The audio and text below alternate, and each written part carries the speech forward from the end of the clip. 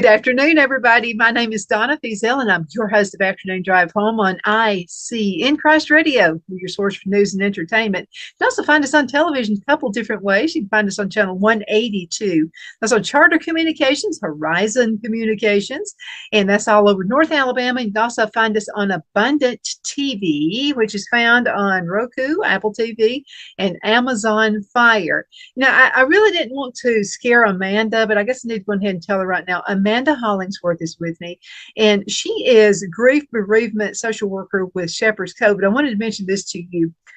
We are now abroad, and so we've got about 1 million more viewers potential for that. So oh my heavens. Good for you, but scary for me. Rob Patz owns the station, Abundant TV, and he said, and he made the announcement on my show about 2 weeks ago, and he said, we're going to be in Australia, and he said a couple of weeks or so, and I'm sitting there like, no way.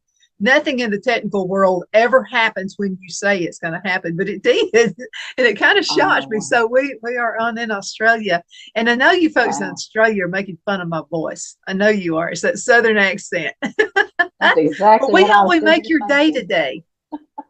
We hope we do. And I'll tell you something else. If you're thinking about starting a business in the United States, our neck of the woods is the best. Now, Amanda, you can tell them about Albertville. It's growing like crazy, which is just about 15 miles from us here in Geraldine. And we'd love to have you here. We'll treat you with just great, wonderful Southern hospitality. We'll give you some cornbread and milk. How about that? Oh, yes. Even buttermilk if need be. There you go. Because we feed people around here, don't we, Amanda? That's right. We'll make sure you're rested up and your belly's full. So absolutely. So we're talking to a bunch of folks for the first time. Actually, I'm sure we get more viewers every day. So let's talk about Shepherd's Cove. And what is Shepherd's Cove? What's it about? So Shepherd's Cove is a hospice agency, but one of the things that we pride ourselves on is to say that we're more than hospice. Mm-hmm. Of course, we do provide our hospice care, but we have our hospice in-home care. We have an inpatient facility. Mm-hmm. We have our bereavement department, which is what I'm a part of. We provide bereavement services to not only our hospice families, but to people in the community free of charge. We also have a thrift shop, which is wonderful. Mm-hmm. It's almost one of our top customers and definitely support it. That's true. I keep you guys afloat. And so we strive to give back to the community in whatever way that we possibly can. The community is huge support for us, and we just try to give back in whatever way. So whether it's through providing one-on-one hospice care to our families while they're going through that journey of their life, whether it's after the passing of a loved one, we provide care to the families afterwards. And then we want to provide you with something good to purchase, but the money that is gotten from our thrift store goes back into our programs to be able to provide the services that we do, because we do provide indigent care, and that's for people who do not have insurance. So it's all one big circle of happy family, just trying to get and be there and support and be stewards of the gifts, the talents, the time, the money that the Lord has provided to us. Absolutely. And I wanted to point out, I got this, and it's leather right here. And so I got this, I guess about 2 or 3 years ago. And I've enjoyed wearing this. I mean, it's really cute. It's got the zipper and all that kind of stuff. I mean, it's really nice. I mean, this, I forgot the name brand of it, but anyway, the name brand is about $150, if you bought it brand new. So I love. Every time we talk, you just crack me up. So, oh yeah, let me show you this. Oh, let me show you this. You're just a walking model of the things that you can get. I'm the billboard. And I wish you could see. You got to come over sometime and see the studio. The studio is also my workshop. And so, I make jewelry and sell it, all over the country. And so, but my pieces are really unusual and I use a lot of tools. So I'm a metal worker, what have you too. That's why my fingers always look horrible. But but if you could just come by and see a lot of the tools that I have actually got at the thrift shop has saved me hundreds of dollars in my Oh, displays and things like that. I've bought stuff and I've just, Pinterest kind of gets me in trouble. If I ever get on Pinterest.com, it's like I can't get off and I don't sleep the rest of the night. But there's so many ideas you can get promoting. And I just want to say this, if you've got a small business and maybe you're a retail establishment, and you have a storefront, you can get all kinds of great ideas just by going to the thrift store. hmm. I mean, They do so a really good job, I think, with displaying, putting things together, things that, well, I'm just not talented like that. I just am not in no shape, form, or fashion. Um, but they put things together that you just think, wow, that really works. But we are blessed. We're blessed with people who, so many times that they say, there's no way that we can repay you for the kindness and the services that that you did to help my loved one. But here, this is some way that we can. Here's a token of appreciation. So a lot of times people are provide their donations to us, which is wonderful because again, like I said, in turn, the phrase is get a deal, make a difference. You get the deals, but in turn, you're allowing us as people who are striving to give back. You're allowing us to do that and supporting us. So any donations, like I said, it just helps all the way around. It just mhm. helps all the way around. It does. I know a lot of folks are having yard sales. And Amanda, I've already told you, I don't like having yard sales. I like going to them, but I don't like having yard sales. And Yes. so if you cleaned out the closets, maybe the garage or whatever, and you're like me, you just want to mess with it, you can give them a call and they have a truck and they got to set an appointment. Okay. You don't just like call them, expect them out there in 15 minutes. Set up an appointment because they keep that truck on the road all the time picking up stuff. I know Loretta, who works at the thrift shop, said, "Boy, you keep us busy." And I said, "How do I keep you busy?" She said, "You're always telling people to come by with get the truck." And so they'll come by and you don't even have to lift anything. They'll do all that for you. Just point out, I want this couch gone. I want whatever you want gone and tell them and they'll do it for you. And you don't have to take it back inside the house. That's right. That's right. Absolutely.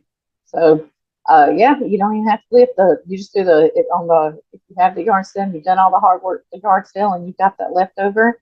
Or if people don't want to have yard sale, they just don't, like you just boxed up, you want boxed stuff, they come and get it. And then, sometimes people have estate sales or they just need to get rid of the majority of the stuff that's in a home. They come and get it.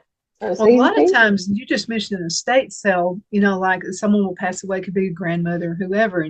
And so the family, they'll get what they want. They don't want to mess with anything else. I mean, just call them and they'll be glad to come and pick it up. That's right. That's right. Now let's talk about what you do at Shepherd's Cove, Amanda. Well, I love it. I love it. I love it. I love it. So I am a grief social worker, and I do have to just say this, Miss Donna. I am so excited.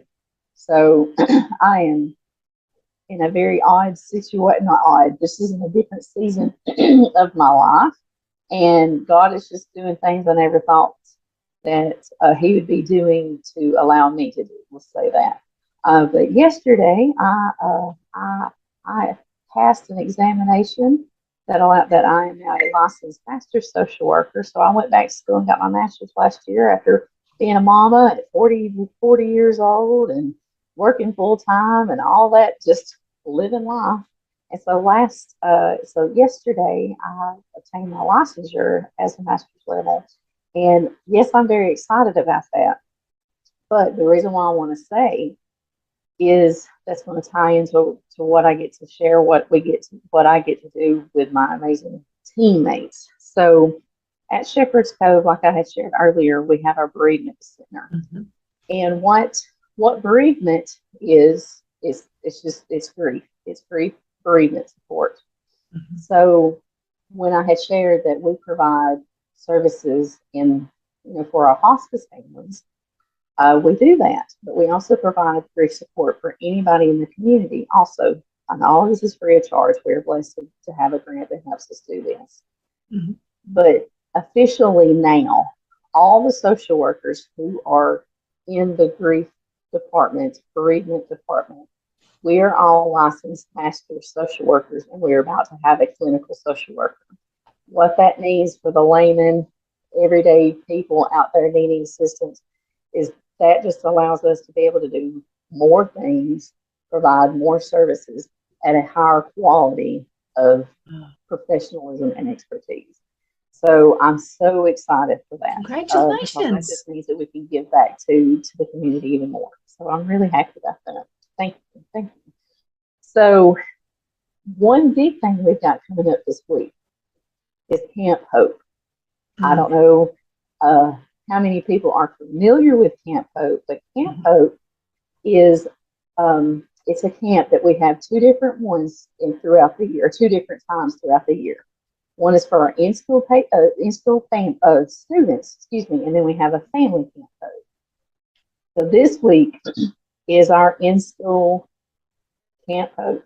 So what that is our students who participate in coming to the grief support that is provided to their schools, they are coming to Camp Hope. And that day is a field day, fun day, that the children get to come, be kids, amongst people who they know they all share a common connection, is they have lost somebody dear in their life. Mm-hmm. So through grief, they are able to come together, have fun, and learn that it is okay to still have fun, even if you're not feeling all warm and fuzzy all the time. But it's okay to continue to have fun. So while they're there, we teach tools of expression. And what that is just a fancy little phrase of just saying it's okay to do these healthy, fun, safe activities and honor your loved one, to be able to express how you're feeling. So we've got an obstacle course, and if you've ever tried to maneuver through your grief, you know that sometimes you feel like that you're going just trucking along, like everything's fine, and then all of a sudden everything is not fine. Mm-hmm. Or everything seems to be smooth sailing, but there's little bumps, or you have to change your direction, or change your mindset. So we've got an obstacle course. We have arts and crafts, which is what I'm going to be in charge of, and I'm so super excited about this. I always have so much fun, and I joke and laugh because I'm just not artsy. I mean, let me phrase this: I do theater, I love plays, I love being all of that. But you try to me to create stuff with my hands, I can't do. But I get to do the arts and crafts, and we have so much fun. But this year we're going to be using pumpkins, and just like in the pumpkins, how our insides on the outside we can look a certain way, mm-hmm. but on the inside we'll have all that mess and everything's so discombobulated and all together. But if we go through and we can clean it out and make sense of it all, we can get it to where our insides and our outsides kind of match. So mm-hmm. we'll be doing that. Then we have canoeing, and that's always a fun thing. I will share this that my children are a part of Camp Hope, are a part of the in-school bereavement. My husband and I adopted two children officially 2 years ago, so it's been about 3 years since we've been interacted in each other's lives, but their biological mother had passed away, and so they come to the sessions, and they have not been able to come because we've not been able to have Camp Hope for our students because of COVID. So not only are we having it this week, we're having two. Awesome. One will be Thursday, one will be Friday. But it's our first one in 2.5 years to be able to do it. So my children are so excited. They've got their clothes out ready, and they're like, "Mama, what are we going to do?" And my oldest daughter's in 8th grade. She's 13, so I mean, she can be a teenager most of the time. Don't get me wrong. But when it comes to Camp Hope, she's like, "I'm ready to do this." So I'm really excited. This is coming out. We're able to do this. It's like I said, I'm old. I feel it by the end of the day. Oh, you're not old. I feel it by the end of the day. You're not old. Well, I know that I'm definitely not 20 anymore. So the day is, by the end of the day, I'm falling out of just the energy and excitement that just this continues to pump. But it is so fun. It is absolutely so much fun. And again, this is a free service that's provided to the students at free of charge. And again, we're blessed to have a grant to the public awareness of this child abuse, neglect, child abuse and neglect. Mm-hmm. So we're blessed to be able to do that. We're going to have a total of, for the next for 2 days, it'll be close to 300 students that'll be coming. Wow.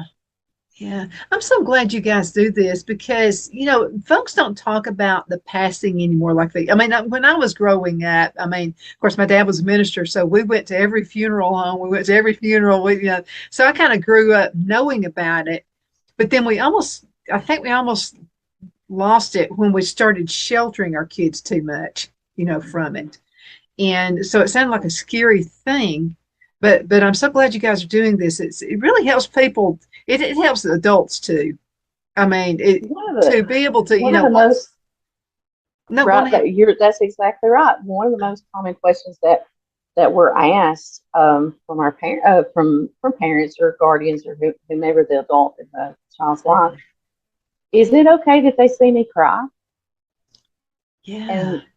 And of course I just go, oh my God, yeah. But I have to, like, yeah, really, it's okay because it's the child, like, as a parent or, like I said, an adult in their life, they think, well, I don't want to make them upset, and if I cry, then it makes them upset, and I don't, it's that. And then, but you flip the tables, a child thinks the same thing. A child thinks, well, if I cry, then that's going to make mommy upset, or it's going to make so and so upset, and I don't like seeing them cry. Mm-hmm. And really, really, really, really, what I honestly think it just so boils down to is, in our day and age, for the most part, when you see tears, it's because something's wrong. And we, as normal reactions, if we see tears, we want to fix it and we want to make them go away. Well, you can't fix grief tears. You can't fix it. You can't make it go away. Mm-hmm. Because in order for it to go away, the event would have to have never happened. Mm-hmm. And unfortunately, the event has happened. Mm-hmm. So we can't fix it. And so when we see somebody crying, we don't know how to fix it. So people who are wanting to help somebody, they tend to shy away from really asking because mm-hmm. they don't want to make them upset. And then the people who are being asked, they don't want to upset the person. And so here we're in this tango of mm-hmm. really people are wanting to help and support, but they don't know how. And then people are really wanting to tell people how they're really feeling, but they don't know how. Mm-hmm. So, we try to teach our students, our children, that, hey, you know what? You're feeling the way you're feeling for a reason, and that's okay. And it ain't always, grief don't always come out in tears of sadness. I mean, look, I'm one. If you see me crying and I'm talking really slow, that's because I am very upset. And so if I'm crying and I'm trying to be very, very articulate with my words, that means I'm trying my best to focus, mm-hmm. and only everything else is in me is shaking. Mm-hmm. But when it's like that with grief, that's what I say, that sometimes anger comes out as tears, and sometimes people, it's just very discombobulated. It's very confusing. Mm-hmm. Your emotions don't add up to what you've always been told. Mm-hmm. And the way that we do set things up in our life, the world around us, you get 3 days really kind of for bereavement. If you're working, do the viewing, do the funeral, and come back to work or come back to life and just do whatever, like everything's normal. Mm-hmm. And it just doesn't work like that. It just really doesn't. And we try our best to go on and do life, mm-hmm. when outwardly, just like a pumpkin, outwardly we look okay, Mhm. but on the inside we're so discombobulated that it's just a big old mess. Well, And we sometimes, just go Amanda, around people carrying that. think that they can't. They think, well, I'm doing something wrong if I laugh about like a good memory. If Right. I do something, but I'm constantly laughing at good memories here. So, we bought my grandparents' farm. Oh, And so my grandparents lived here, and we think of funny things my grandparents did all the time. I yeah. mean, it's just constantly. And every time, so the house had not been lived in for about 13 years when we bought it. And you can just about imagine. First thing Oh, I said when I walked in is if Mama were around now, what would she think if she could see the dust? And because she kept an immaculate house, I'll put it to you this way: I would have actually eat biscuit and gravy off of her floor. I mean, you could have. wow. She was that Wow. clean, just a clean fanatic. And so when relatives come over, I'll say, "No, look, if you're expecting it to look like it did when Mama had it, it ain't gonna look that way." And every time we do something to it, I'll say, "Do you think Mama would like what we just done?" And I love it. Phil will say, "Yeah, I think they would both be tickled, that." And so this year, one of my friends, Brian Brown, he's with the Extension Office, Auburn. He comes on the show a lot and talks about farming and how to plant vegetables and how to have a garden and stuff like that. So he told me about the block gardens using cinder blocks. And my granddad always had a garden, like a huge one, but he spent a lot of time pulling up weeds, digging them, hoeing them, and that kind of stuff. This one is virtually there's no weeds. You just put cinder blocks together, put one on top of the other one. And I'm going to tell you, these things grow the biggest roots of anything you've ever seen before in your life. I don't know how many jars of salsa I put up from tomatoes. I mean, Really? it's in virtually no. So I told Phil, I said, I just like, if I would just love for Papa to come back and see the garden. I wonder what he would say. And Phil said, well, he's one of those kind of guys. He always wanted, what's going to make it more efficient. He said he'd have loved it. I mean, he would have loved the cinder Right, block right. garden. Especially not having to pull out all the weeds and everything. Yeah, so I mean, it's good to talk about. I think it's good for you. I think it's good because I had some relatives who said, some of my friends said, "Are you sure you can live in the house?" And I said, "Yeah, Mhm. I can." Because I was already thinking about funny things my grandmother would say all the time. And my granddad was a joke teller, it's just storyteller. And so I said, I'm going to love it. I think I'm going to have a great time. And I love it. Right. Memories And are the thing that we fantastic. just, that's it, memories. And one thing that I always try to tell everybody and to make sure that they know is, you know, my grief and your grief are going to be different. There is no grief the same. It sounds like a cliche that everybody grieves differently, but until you really walk in those shoes and you really see that somebody responds like it's not just a person, but like some bodies, like the actual body responds differently than other people. But we get so, I think we're so used to, I don't want to say judging, but measuring each other by one another, that that when we think about grief, we think, oh well, I'm doing it wrong because I, let's say that you did feel bad living in the house, but then there's other people that wouldn't feel bad living in the house, Mhm. and then we're like, well, I'm doing something wrong then. No, there's no wrong way to grieve. You fit it for yourself, but the wrong way, if we're going to say if there is a wrong way and a right way, the wrong way is not allowing yourself to grieve. If you're just pushing it off to the side. I met a lady yesterday and we were just talking, and usually just how it does. It just happens. I never set out to, to talk to people always about their grief. It just kind of happens. And so Mhm. this lady had lost her husband, and we were talking, and she said, I just didn't have time when he died. I did not have time to grieve. I went straight into, I had to take care of the kids. I had to take care of, I was working. I had to get into job. I had to take care of the house. The house was, da, da, da, da, da. I mean, there's all this. She said, but here we are, I don't know, 8 or 9 years later, and every day I grieve, but Mhm. I can't get past it. I can't get Mhm. past it. Um, well, she's not she didn't allow herself. Was it her fault? No. She had a lot of things that really life continued on. And I think a lot of times that happens that we don't realize. And so then when we do that, there are children in our lives, because children are like sponges. They are. They will sponge and soak up everything that we're giving out, or we're exuding out, or I sometimes tell my daughter, I said, I think you're sponging up things that I'm telling you, you're just hearing it opposite.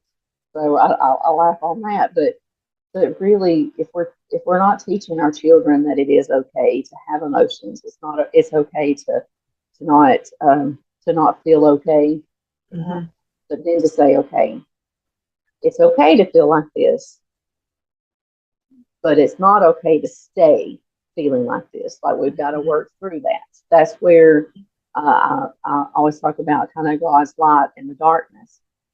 And God is our light. Jesus, everything that he touches will be revealed. Nothing can stay dark that Jesus touches.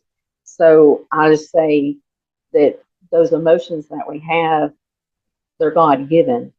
They're there on purpose, because God gave us those emotions. So we're meant to feel them, but not take root. When we start living and taking root in the darkness, that's when we fall very vulnerable to the enemy that can come on us. And so we can stay there for a bit, but we don't need to start taking root. But there's, we just don't realize that we've taken root a lot of times in certain areas of our life. So it's always good. And so I'm thankful that we're able to teach these children. And then when we have our family camp Hope, this year was earlier, I cannot remember the date, maybe in May, but we usually have that in spring. So we start by teaching the students, and then we try to start telling the families that it's okay. So we're trying to encourage and tell people that it's okay. It's okay. I had a client, I had a person tell me one time, and I'll never forget it as long as I live. He said, he said, love is what got us in this mess, but oh, what a mess to be in. And that's right. Grief and love. And you can't measure love, and you can't measure your grief, but you feel them both, and you've got different ways that we express both of them. And that's okay. I mean, we're all different people. You know what, Amanda? Time flies. We got just about a minute left in this segment. I knew it. I told you. What would you like to tell everybody before you go? If you think that you need anything that we can do to help in whatever way, whether it's hospice care, you want to volunteer, you want to be a part of helping out with a thrift store, or think you need to help in our bereavement services, give us a call at 256-891-7724. We'd love to have you and help in whatever way we can. And if you want to volunteer and you're new to the community, you're getting in with a good bunch of folks who know everybody. They're like the cream of the crop around here. So you really need to get in there and volunteer. It's a great way to meet people in your community. Amanda, thank you so much for being on the show. And thank you for being you, girl. We love you. Oh, thank you, Miss Donna. I love you, and I love being on here with you. Thank you for what you do. Absolutely. Thank you. Okay, folks, we're going to have to call it a day, and looking forward to another awesome guest like Amanda. We'll be back shortly.